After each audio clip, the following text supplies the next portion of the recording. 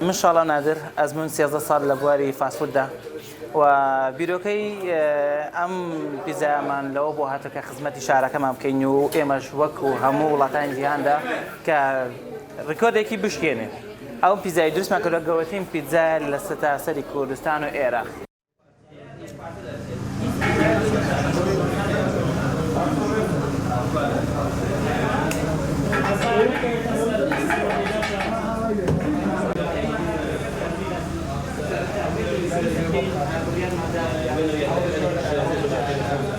پیتزا که 7 متر 10 سانتی 7 متر 20 سانتی درجه کیتی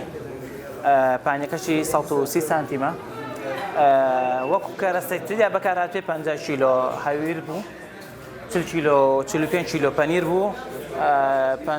40 کیلو 25 کیلوش گوشت کی بو و قاسکو زیتونکش 15 کیلو لخو گرتو و تماتا بیبر شیرین سوسکش نزدیکی 15 کیلو لخو گرتو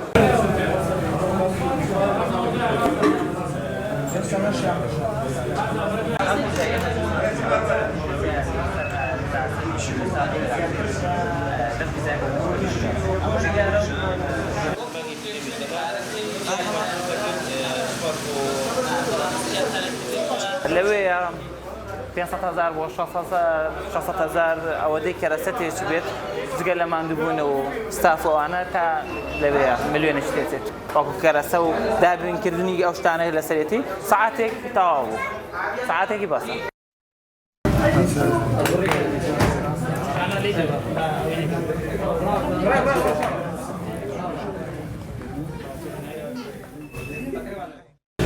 أبدا لا راسي لا راسي لكم أفكار مدينة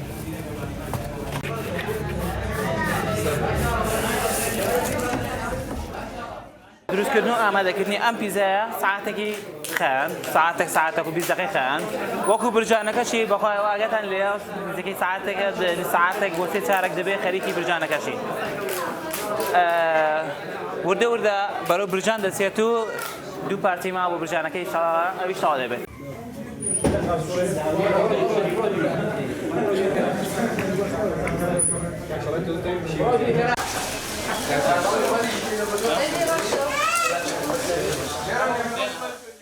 فانایشی زوزو باش من هی بود درست کنی ام پیزا نخ سپاس بخوا وکو حز من که خدمتیان کن وکو درست کردنی پیزایش یا گورش لهم کردستان و عراق ده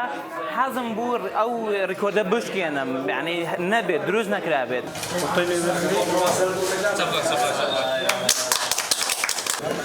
كان بازات ده واش كيف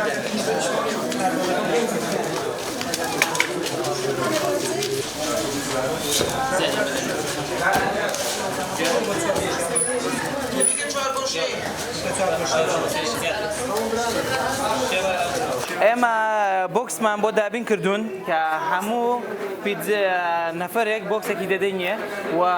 او زيادش بود عندنا بسفري بيبنوا مالار